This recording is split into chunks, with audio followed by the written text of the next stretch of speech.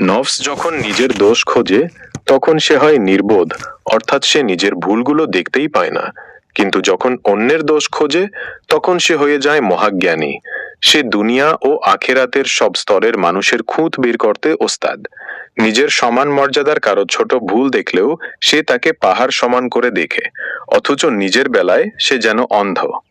নফস নিজের গুনাহ বা ভুলের জন্য অজুহাত খুঁজতে তারন্ত দক্ষ, কিন্তু অন্যের জন্য নিচ্ছি না। নফসে সবটা না শেখে কোনো তুরি ও তার কোনো নিয়মবিতে প্রবণ চায় না। সে অন্যের প্রতি মনে মনে এমন ঘৃণা পোষণ করে যা সে নিজে অন্যের কাছ থেকে কখনোই আশা করে না।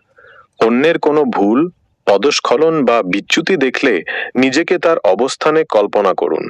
আপনি যদি সেই ভুলটি করতেন তবে আপনি অন্যের কাছ থেকে কেমন ব্যবহার বা উদারতা আশা করতেন।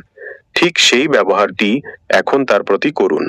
সে আপনার কাছে ঠিক তাই আশা করে যা আপনি আপনার ভুলের সময় অন্যের কাছে আশা করতেন।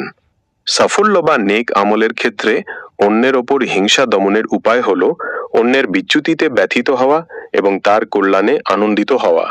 যদি তার কল্যাণে আপনি আনন্দিত হতে নাও পারেন, অন্তত তার অমঙ্গল কামনা করবেন না। যখন আপনি অন্যের মর্যাদা